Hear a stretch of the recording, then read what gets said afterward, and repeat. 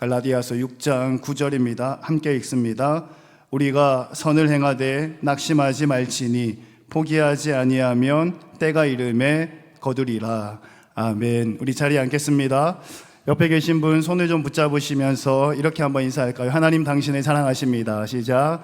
하나님 당신을 사랑하십니다. 아멘. 다시 한번 손을 꼭 붙잡으시면서 이렇게 한번 인사할까요? 포기하지 맙시다. 시작. 포기하지 맙시다. 아멘. 할렐루야. 오늘은 포기하지 마라 라는 제목으로 하나님의 말씀을 선포합니다. 오늘 본문 말씀이 이제 갈라디아서 말씀이잖아요. 갈라디아 교회 이야기인데요.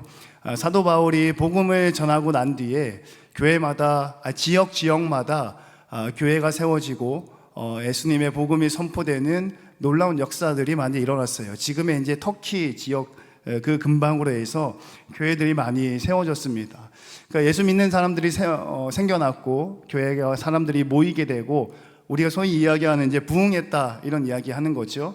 그런데 이제 중요한 내용이 하나 있는데요. 그게 뭐냐면 사람이 모이는 자리에는 항상 어려운 문제가 따라다닌다라는 거예요. 신정통주의 학자 칼바르트가 이야기했나요? 한 청년이 목사님이었을 때 찾아가서 강의를 듣고 설교 말씀을 듣고 한 젊은 청년이 찾아갔습니다. 그래서 이렇게 이야기했다 그러죠. 목사님, 참 강의가 말씀이 은혜롭습니다. 그러면서 뭐라고 물어봤냐면 좋은 교회가 있으면 소개시켜 주시면 제가 그 교회에서 열심히 신앙생활 하겠습니다 라고 이렇게 이야기를 했죠. 근데 그 들었던 목사님 뭐라고 대답했는지 여러분 아시나요? 이게 좀 유명한 얘기라서 아마 들으면 아실 거예요.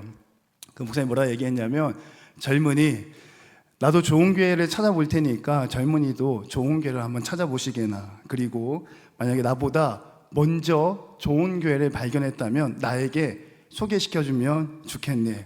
그리고 한 가지를 더 당부하는데, 젊은이는 그 교회에 나가지 마시게나. 이렇게 이야기를 했다 그러죠. 여러분, 사람이 모이는 곳, 우리 신앙생활 공동체 안에 모였잖아요. 사람이 모이면 어려운 문제가 생겨나게 됩니다. 근데 그 어려운 문제가요, 교회 구조적인 문제 안에서 어려운 문제라기보다는 그 개인이 가지고 있는 어려운 문제들로 인해서 발생하는 경우들이 크죠. 왜냐하면 개개인이 모여서 우리가 교회를 이루는 거잖아요. 갈라디아 교회도 그랬습니다. 예수님 잘 믿는 유대인들 그 교회에 모였고요.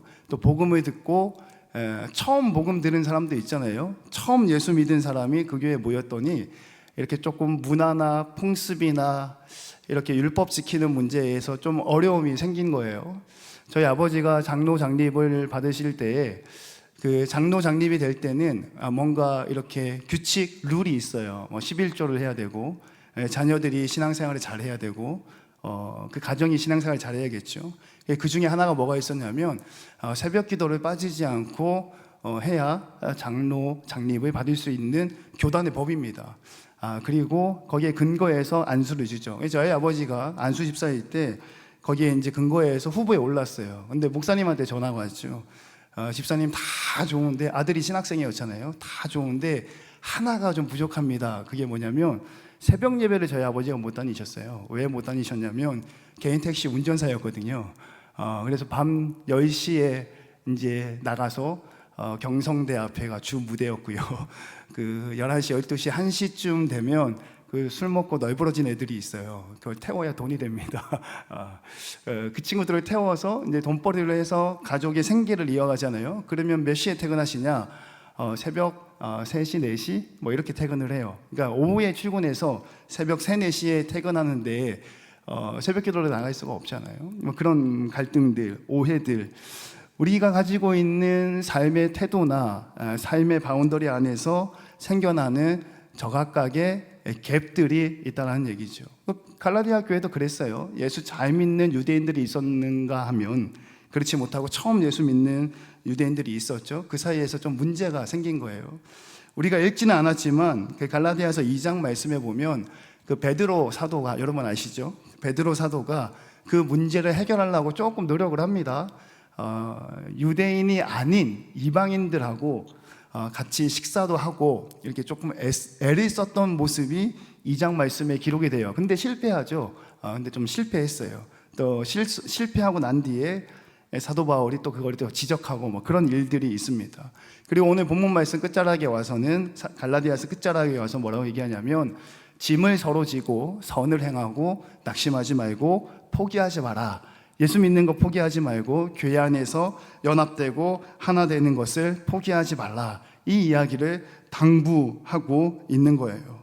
여러분, 내 삶 가운데 생겨나는 어려운 일들, 나의 삶을 괴롭게 하고 힘들게 하고 좌절하게 하는 일들이 불씨가 되어져서 교회 안의 연합과 화합을 방해하는 데까지 번져나게 된다라는 거죠.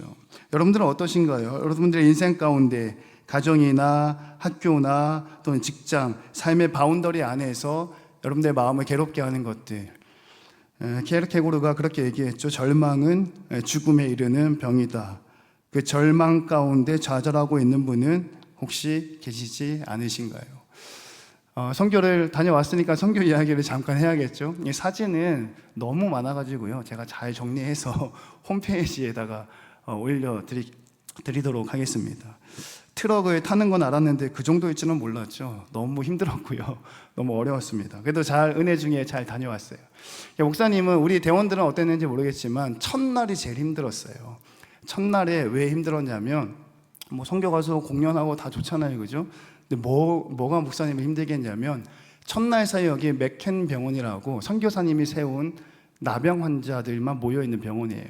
지금은 여러분들 어깨에 불주사 맞으시잖아요. 그 불주사가 나온 뒤로는 나병은 이제 없어졌어요. 그리고 나병에 걸리면 완치가 가능합니다. 그러니까 예전만큼 무서운 병이 아닌데요. 그 태국 치앙마이에 그 나병 환자들만 모아놓은 병동이 있어요. 우리가 이제 거기에 가서 이렇게 선물도 드리고 공연도 보여줬단 말이죠.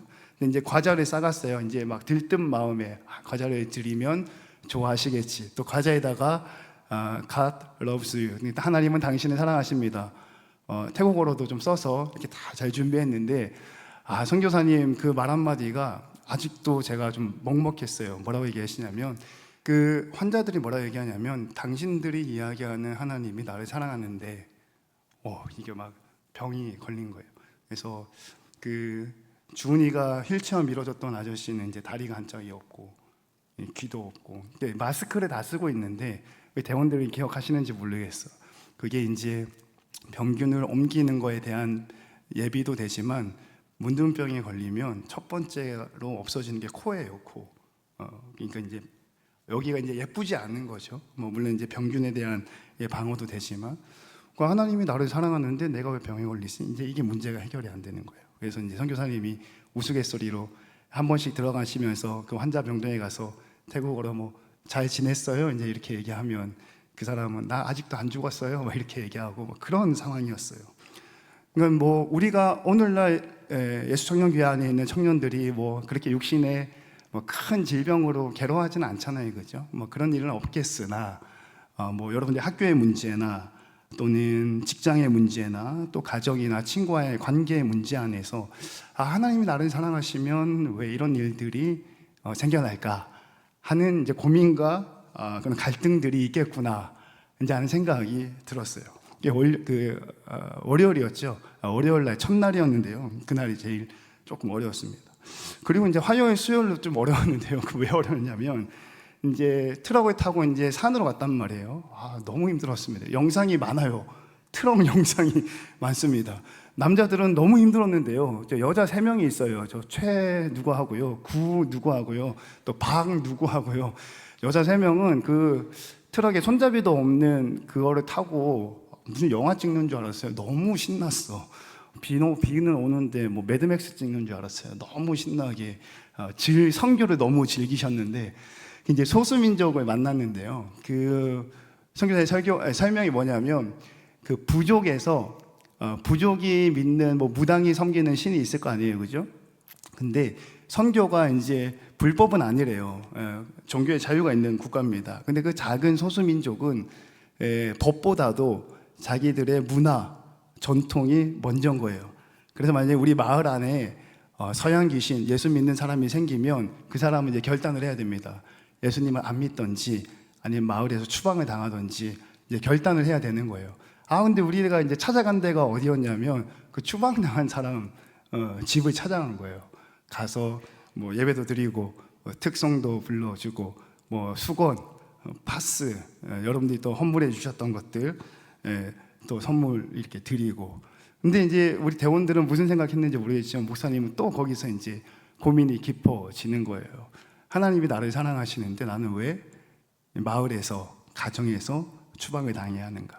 한 현지인 선교사님, 전도사님 부부 예수 믿고 신앙생활 한다고 쫓겨나고 지역 동네에서도 왕따 당하고 그 안에서 열심히 또 사역하고 어린이들 사역하고 이제 그런 일을 보면서 어떤 마음을 가지셨는지 모르겠지만 저는 하나님이 나를 사랑하는데 왜 내 인생 가운데 이런 낫지 않는 나병과 부족에서 쫓겨나 추방당해야 되고 주인들에게 사역자잖아요. 전도사님이신데 왕따 당하고 이런 일들을 왜 겪어야 하는가?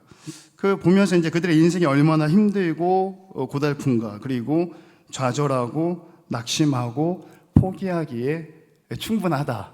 그렇게 해도 하나님 별로 할 말이 없지 않겠는가? 포기하고 다시 부족으로 돌아가는 것이 그 가정이 다시 살 수 있는 길인데 거기서 추방당해서 따로 혼자 그 가족이 살아가고 있는 거예요. 근데 이 모든 이제 의문점은 이제 선교 마치는 마지막 날 오면 이제 좀 풀리게 됩니다. 우리가 이제 선교를 갔는데요. 그 좀 어려웠던 것 중에 하나가 또 뭐였냐면 한국 음식을 한 끼 먹었습니다. 한 끼. 마지막 날 김치찌개 한 끼 먹었고요. 나머지는 아침부터 저녁까지 전부 다 현지인 음식을 먹었는데요. 식당 가서 먹은 게 아니라 그 추방당한 그 집 또는 그 교회 또 그 모이는 공동체에 가서 그 현지 사람이 해주는 음식을 우리가 다 먹었어요. 그래서 민규가 배탈이 좀 났습니다. 너무 많이 먹어가지고. 우리 너무했어 그때. 음식이 좀 남으면 군인들이니까 다 짬을 밀어줬거든요. 남기면 안 되잖아요. 그 남기면 실례니까. 남기면 안 되니까 민규하고 주한이한테 다 밀어줬어요. 근데 주한이 역시 해병대라 괜찮더라고. 민규는 마지막 날 조금 비행기 안에서 고생을 좀 했는데요. 현지 음식을 다 먹고 같이 손잡고 기도하고 하는데요. 그 사람들이요 기도를 하더라고요. 자기 태국어도 잘 못하거든요. 그 소수민족 카렌 언어를 쓰면서 우리보다 더 기도를 뜨겁게 하는 거예요. 제가 영상 다 담아놨습니다. 우리보다 더 뜨겁게 막 기도하고 같이 음식 먹고 심지어는 같이 잤잖아요, 그죠? 우리 학생 중에 한 명은 잠자다가 거미가 싼 똥에 맞고 밤새 비가 너무 많이 와가지고 우리 자매방에는 비가 많이 와서 물이 그냥 주룩주룩 새가지고 짐이 다 젖고 이랬어요. 남자들은 교회에서 잤는데요. 누가 치앙마이가 덥다 그랬어요? 너무 추워가지고 추워가지고 막 쪼그리고 자다가 아침에 일어나면 막 다 김경모 장로님이 키가 크시잖아요. 제일 커서 침낭에 들어가면 제일 크시거든요.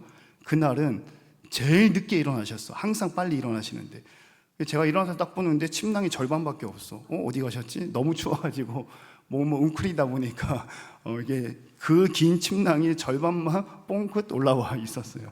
너무 춥고 너무 힘들고 밥 먹고 화장실도 힘들고 마지막에 이제 선교사님이 뭐라고 얘기하시냐면 여러분 그 복음 전하는 거 그게 프라짜오 라쿤하고 얘기하는 것보다 같이 음식 먹고 화장실 같이 쓰고 추운 데서 같이 자고 비 오는 데서 같이 자고 벌레 똥 맞아가면서 같이 생활하는 게 복음을 전하는 거예요.